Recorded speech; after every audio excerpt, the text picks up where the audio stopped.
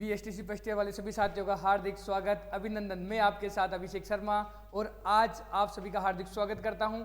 आज मैं आपके लिए आपका जो तृतीय प्रश्न पत्र है, कौन सा प्रश्न पत्र? तृतीय जो प्रश्न पत्र है आपका भारतीय समाज और शिक्षा। भारतीय समाज और शिक्षा आपका तृतीय प्रश्न पत्र है, उसकी मैं आज आपके साथ क्लास लेकर आया हूं। तो फटाफट से इसको कंप्लीट कीजिए, अपने दोस्तों के साथ शेयर कीजिए और वीडियो को लाइक कीजिए। सारे नोट्स आपके व्हाट्सएप ग्रुप में आपको मिल जाएंगे। स्टार्ट करते हैं। बात करते हैं पढ़ना कहाँ से, तो ओनली भिलवाड़ा एकेडमी चैनल से। तो फटाफट से इसको सब्सक्राइब कर दीजिए, अपनी कॉलेज वाले साथियों के साथ शेयर कर दीजिए। चलते हैं आपकी क्वेश्चन की स्लाइड पर। सबसे पहले अपन बात करते हैं पेपर कितने अंक का होने वाला है। तो 70 नंबर का होता है आपके पेपर। ये आपका कौन सा पेपर है? तो तीसरा पेपर आपका रहने वाला है। बात करते हैं इसमें कुल इकाइयाँ कितनी है, तो इसमें इकाइयाँ कुल है 6 इकाइयाँ आपके रहने वाली है। एक एक इकाइयों को अच्छी तरीके से पढ़ेंगे। और सबसे पहले मैं आपके साथ बात कर रहा हूँ इकाई नंबर 1 की। इकाई 1 की, भारतीय समाज में विविधता, असमानता व भेदभाव। भारतीय समाज में क्या है? विविधता है, असमानता है व भेदभाव के बारे में बात करेंगे इस इकाई में। और ये इकाई रहने वाली है 15 नंबर की। यानी कि इस वीडियो को देखने पर आपके एग्जाम में 15 नंबर क्या हो जाएंगे? कंप्लीट हो जाएंगे। तो वीडियो के अंत तक बने रहिएगा और एक एक क्वेश्चन की खोपड़ी में अपन छेद करते हुए चलते जाएंगे। बात करते हैं क्वेश्चन नंबर 1 की। वर्तमान में आमतौर पर काम करने के लिए निर्धारित घंटे कितने हैं? तो निर्धारित घंटे कितने? 6, 8, 10 और 12। तो इसका आंसर हो जाएगा 8 घंटे। कितने घंटे? 8 घंटे इसके आंसर आपको यहाँ पे रहने वाले हैं। बात करें क्वेश्चन नंबर 2 की, तो सामाजिक स्तरीकरण का प्राणी शास्त्रीय आधार क्या है? तो लिंग, प्रजाति, अ व दोनों और दोनों में से कोई नहीं। तो इसका आंसर हो जाएगा अ व दोनों। सामाजिक स्तरीकरण का प्राणी शास्त्रीय आधार क्या है? लिंग और प्रजाति दोनों रहने वाला है। सामाजिक स्तरीकरण का अजातिगत आधार क्या है? व्यवसाय, संपत्ति, शिक्षा। तो इसका क्या हो जाएगा आंसर? उपरोक्त सभी। बात करते हैं अगले पेज की। तो पुस्तक जर्मन आइडियोलॉजी। जर्मन आइडियोलॉजी के लेखक कौन है? तो जर्मन आइडियोलॉजी किसने लिखी? कार्ल मार्क्स ने। कार्ल मार्क्स ने जर्मन आइडियोलॉजी यहाँ पे पुस्तक लिखी है। एक एक क्वेश्चन को सही तरीके से कंप्लीट करवा रहा हूँ और याद करते हुए साथ में चलते जाएंगे। क्वेश्चन नंबर 5, समाज की परिभाषा लिखिए। समाज क्या बतानी है? परिभाषा 2018 में आया हुआ क्वेश्चन है। विभिन्न समाजशास्त्रियों ने समाज शब्द को भिन्न भिन्न रूपों में परिभाषित करने का प्रयास किया है। भिन्न भिन्न समाजशास्त्रियों ने, जो समाजशास्त्री थे, उन्होंने समाज शब्द को क्या किया? अलग अलग अर्थ के रूप में परिभाषित करने का कार्य किया गया। और अपन यहाँ पर जो प्रमुख परिभाषाएं हैं उनको अपन पढ़कर इनकी परिभाषाएं देंगे। बात करते हैं मैकाइवर और पेज के अनुसार। 2 वर्ड याद रखना किस किस के अनुसार? मैकाइवर व पेज के अनुसार परिभाषाएं। जो परिभाषा होती है वो सही तरीके से आपको याद नहीं रहती है, उसमें से आपको क्या करना है? एक मेन शब्द निकालना, उसको याद करके आपको वहाँ पर लिखना रहेगा।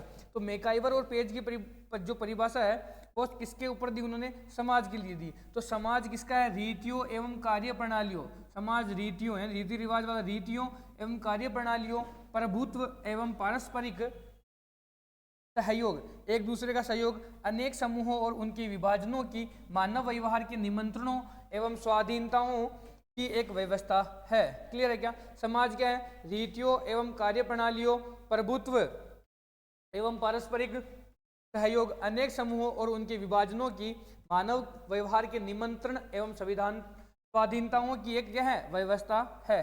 क्लियर है क्या? ये मैकाइवर और पेज की क्या हो जाएगी? परिभाषा। चलते हैं आगे की ओर। बात करते हैं क्वेश्चन नंबर 6, बचपन में विविधता किस प्रकार देखी जा सकती है? जो विविधता होती है बचपन में वो किस प्रकार देखी जाती है? तो बच्चों के बचपन में भी भिन्नता दिखाई देती है। कुछ बच्चे अच्छे स्कूलों में तो पढ़ते हैं और कुछ बच्चे क्या करते हैं? कचरा बीनते हैं। यानी कि हर बच्चे की पारिवारिक स्थिति का जो बचपन होता है वो अलग अलग तरीकों से होता है। किसी बच्चे के पास खेलने के लिए खिलौने नहीं होते और किसी को खेलना ही नहीं होता है। किसी के पास नींद नहीं आती किसी बच्चों को नींद के लिए बिस्तर नहीं होते। तो अलग अलग स्थितियां यहाँ पर देखने को मिलती है।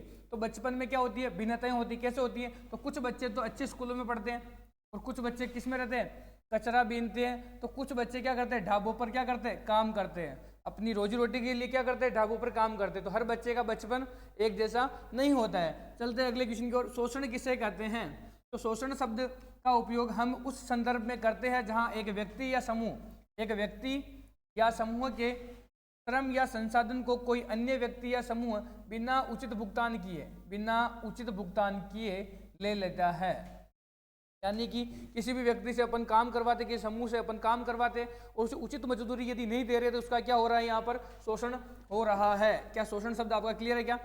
जो कहाँ करते हैं, जहाँ एक व्यक्ति या समूह के श्रम या संसाधन को कोई अन्य व्यक्ति, जैसे कोई काम करने वाले 2, 3, 4 लोग हैं, इनको कराने वाला जो काम है, इनका जो काम करे इनको उचित पारिश्रमिक नहीं दे रहा है, उचित मजदूरी नहीं दे रहा है, तो क्या कर रहा है वो, उसका उचित मजदूरी नहीं मिलने पर क्या कहलाएगा, शोषण कहलाएगा। क्लियर है क्या? शोषण किसे कहते हैं? तो एक व्यक्ति या समूह का दूसरे व्यक्ति समूह द्वारा जो कार्य करवाया जाता है उसमें उचित भुगतान नहीं करना शोषण कहलाता है। क्लियर है क्या? ठीक है, चलते अगले क्वेश्चन की ओर। वर्ग और हैसियत में क्या अंतर है? ये भी क्वेश्चन आया हुआ है आपके।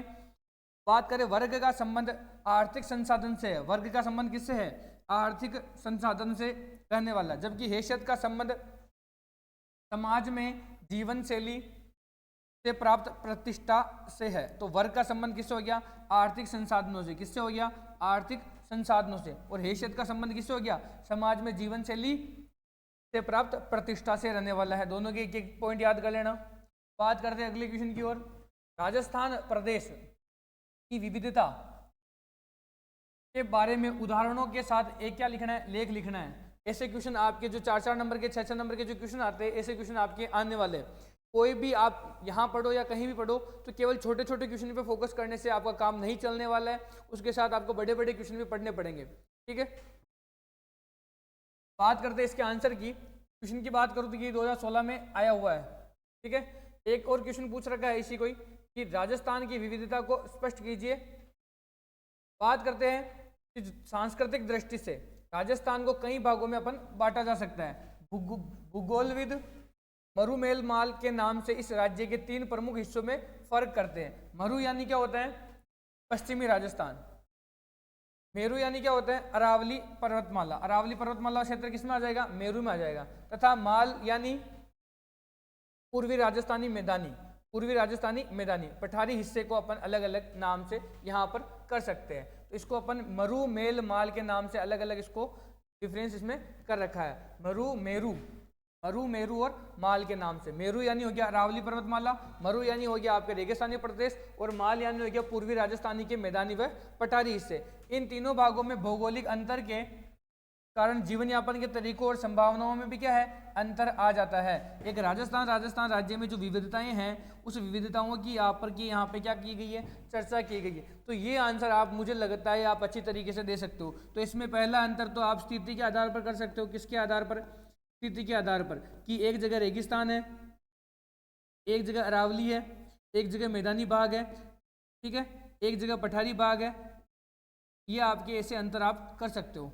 ठीक है, बात करें इसी तरह सांस्कृतिक दृष्टि से बात करें तो मारवाड़, मेवाड़, वागड़, हाड़ौती, शेखावाटी, मेवात आदि अनेक क्षेत्रों को पहचान सकते हैं। अलग अलग तरीके से अपन पहचान सकते हैं। किस तरीके से? राजस्थान में मारवाड़ अलग, मेवाड़, वागड़, हाड़ौती, शेखावाटी और मेवात अलग अलग क्षेत्र यहाँ पर आने वाले हैं। तो इसको अपन 2 तरीके से समझ सकते हैं, एक स्थिति के आकार पर और इनके एक अलग इनके नामों के हिसाब से अपन इसकी संस्कृति को अलग अलग तरीके से क्या कर सकते हैं? समझ सकते हैं। ठीक है, क्लियर है? ये आपके यहाँ पे विविधता में आ जाएगा। बात करते हैं अगले क्वेश्चन की ओर। भारतीय समाज में भाषाई विविधता के स्वरूप को स्पष्ट कीजिए। इसकी भाषाई विविधता को यहाँ पर बताना है। भाषाई विविधता को यहाँ पर स्पष्ट करना है भारतीय समाज में। 2018 में क्वेश्चन आया हुआ है। बात करते हैं G.A. पियर्सन। कौन?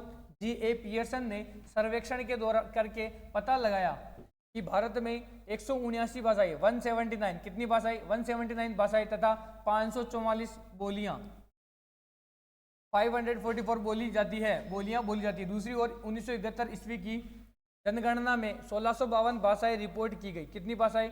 1652 भाषाएं रिपोर्ट की गई। कब? 1971 में। ठीक है, क्वेश्चन को समझिएगा। G.A. पियर्सन ने सर्वेक्षण किया था, उसमें भारत में कितनी आई थी? 179, 179 तो क्या आई थी? भाषा। और बोलियां कितनी आई? तो 544 बोलियां आई थी। लेकिन दूसरी ओर 1971 के अंतर्गत तो जनगणना में 1652 तो भाषाएं आई थी। 1652 कितनी आई थी? भाषाएं आई थी, जो मातृभाषा के रूप में बोली जाती है। किसके रूप में? मातृभाषा के रूप में। यह सभी भाषाएं समान रूप से भारत में सब स्थानों पर नहीं बोली जाती है।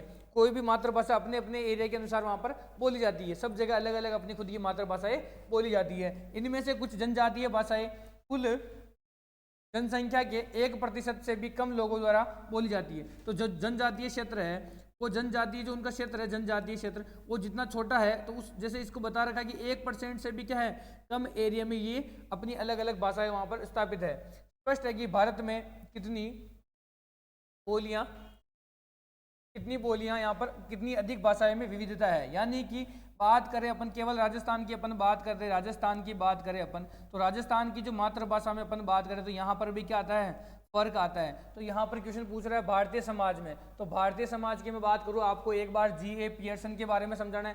G.A. पियर्सन ने सर्वेक्षण किया, उसने बताया कि 179 भाषाएं हैं और 544 बोली है। दूसरे 1971 में क्या हुई थी, जनगणना में 1652 भाषाएं क्या हुई थी, रिपोर्ट में आई थी, जो मातृभाषा के रूप में बोली जाती है। सभी भाषाएं क्या है, समान रूप से भारत में सब स्थानों पर नहीं बोली जाती है, अलग अलग होती है। और जनजातीय भाषाओं की बात करें तो वो 1% से भी कम एरिया पर बोली जाती है। स्पष्ट है कि भारत में कितनी भाषाएं अधिक विविधता है, भाषाओं में कितनी विविधता है, यानी कि हर क्षेत्र में हर 60 किलोमीटर पर अपनी वाणी बोली वो जो क्या होती है, बदलाव लेती है।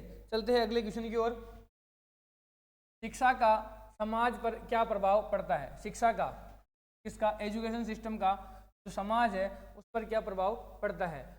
डीएलएड में आया हुआ सवाल है। अथवा शिक्षा किस प्रकार से सामाजिक परिवर्तन लाने में महत्वपूर्ण भूमिका अदा करती है? एक जो शिक्षा होती है वो सामाजिक परिवर्तन लाने में किस प्रकार भूमिका अदा करती है?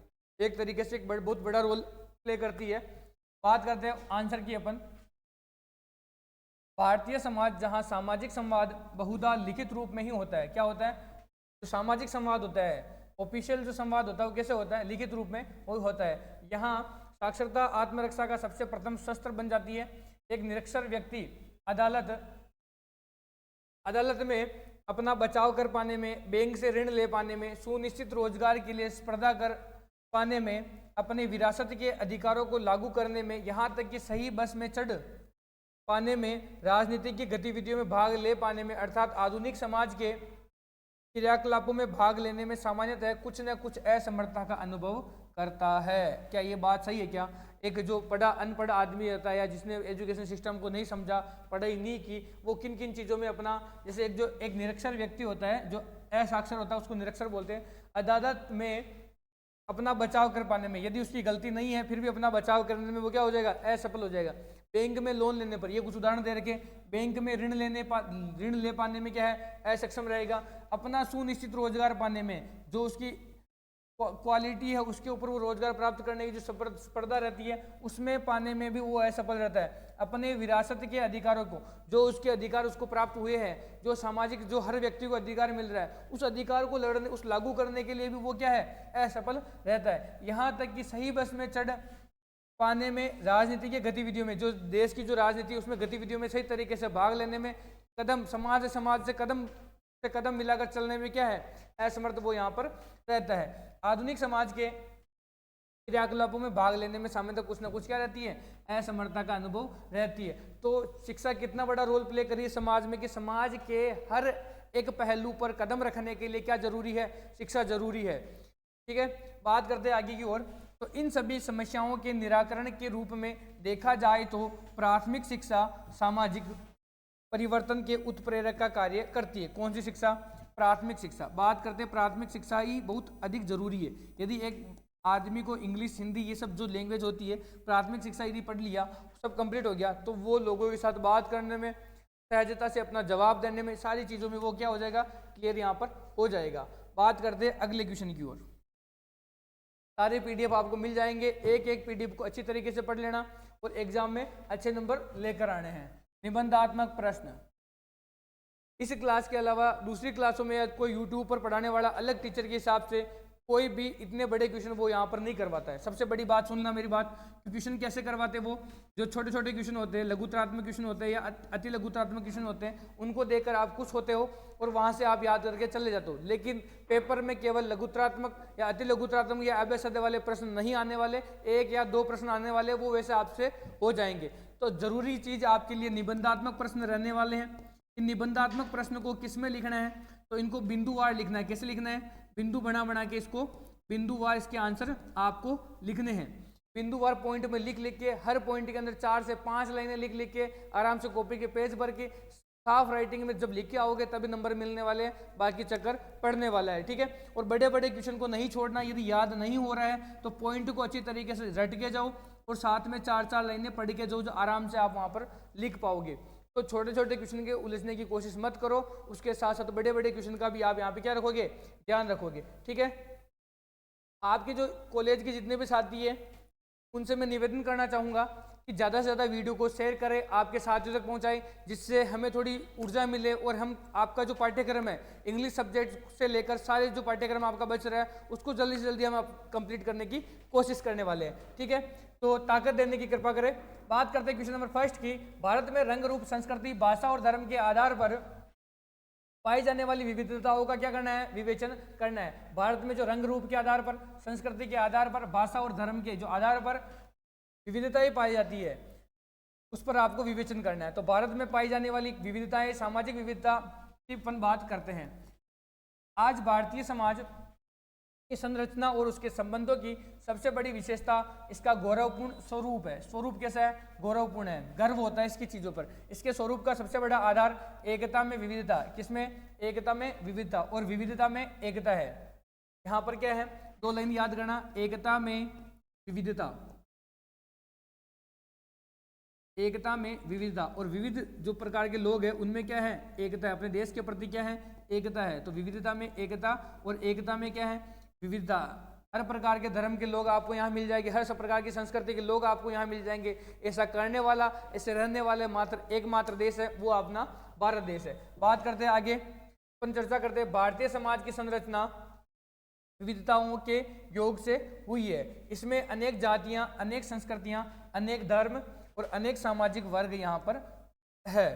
यहाँ पर अनेक प्रकार की जातियाँ हैं, अनेक प्रकार के धर्म यहाँ पर, हिंदू, मुस्लिम, सिख, ईसाई, जैन, जितने भी यहाँ पर धर्म है, टोटल धर्म यहाँ पर आपको मिल जाएंगे। एकमात्र ऐसा एक देश भारत ही है, ध्यान रखिएगा। और ये सामाजिक संरचना है उसमें विविधताओं के योग से यहाँ पर क्या है, हुई है। इसमें अनेक जातियाँ, अनेक संस्कृतियाँ और अनेक धर्म यहाँ पर और अनेक सामाजिक वर्ग यहाँ पर रहने वाले हैं। क्लियर है क्या? अब एक एक पॉइंट पर यहाँ पर अपन चर्चा करने वाले। आपको सबसे पहले ये पॉइंट याद करने और इन पॉइंटों में 2-2 लाइनें आपको याद करनी है। पहला पॉइंट आपका क्या है, रंग रूप एवं संस्कृति के आधार पर विविधता।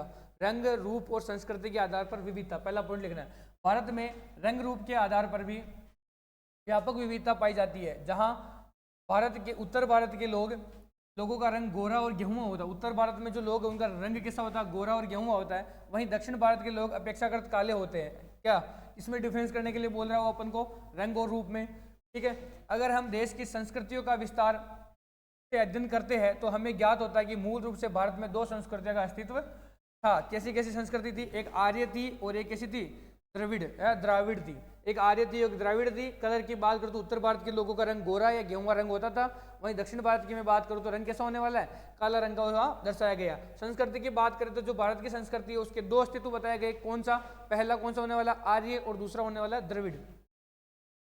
भाषाई विविधता की अपन चर्चा करते हैं तो इस देश में एक भाषा न होकर अनेक भाषाओं का आपसी बातचीत में विचार के आदान प्रदान में प्रयोग होता है।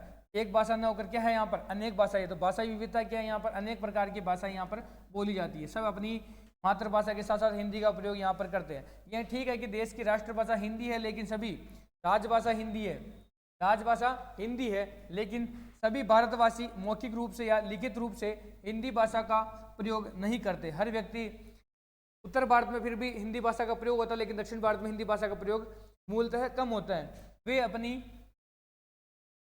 मातृभाषा का सहारा लेते हैं या अपनी क्षेत्रीय भाषा का सहारा लेते हैं। भारत देश में कुल मिलाकर लगभग 106 भाषाओं का प्रयोग होता है।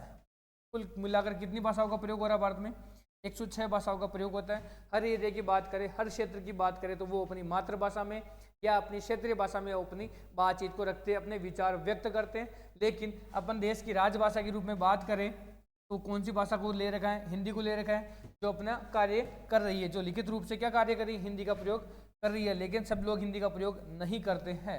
ये हो गया आपके भाषाई के बाद। बात करते हैं धार्मिक विविधता। किसकी विविधता, धार्मिक विविधता की बात करूँ, तीसरा पॉइंट लिख लेना।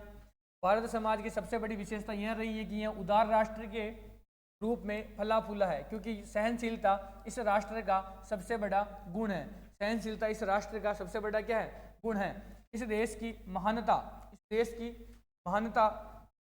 का हमें इस बात से स्पष्ट पता चलता है कि इस देश में अनेक धर्मों का क्या हुआ? जन्म हुआ। विदेशी धर्मों को भी इस देश में फलने फूलने का शुभ अवसर प्राप्त हुआ। एकमात्र ऐसा देश है जहाँ पर यहाँ के अनेक धर्मों का जन्म तो यही हुआ, और अनेक धर्म जो बाहर से आए उनको भी फलने फूलने का क्या मिला? अवसर यहाँ पर मिला है। ठीक है, तो ये आपकी धार्मिक विविधता होने वाली है। क्वेश्चन नंबर 2 इंपॉर्टेंट रहने वाला है। 2016 में ये क्वेश्चन आपके आया हुआ है। निबंधात्मक प्रश्न हर चैप्टर से 1 या 2 चैप्टर से आपको कंप्लीट करनी, हर इकाई से, क्योंकि निबंधात्मक प्रश्न आपको करने हैं सही तरीके से, पॉइंट वाइज करने। ठीक है, समाज से क्या आशय? ये समाज के बारे में पूछ रहे हैं। समाज की आवश्यकता एवं महत्व पर क्या करना है? प्रकाश डालते हुए भारतीय समाज में विविधता की क्या करनी है? चर्चा करनी है। बात करते हैं आंसर की, तो समाज का अर्थ बताएंगे सबसे पहले। व्यक्तियों के एक बड़े समूह को क्या कहते हैं? समाज कहते हैं। पूछे समाज क्या है, तो व्यक्तियों के बड़े समूह को क्या कहेंगे? समाज कहेंगे। व्यक्तियों के बड़े समूह को समाज कहेंगे। व्यक्तियों के बड़े समूह को क्या कहेंगे? समाज कहेंगे। याद हो गया होगा, जिसके सदस्य निश्चित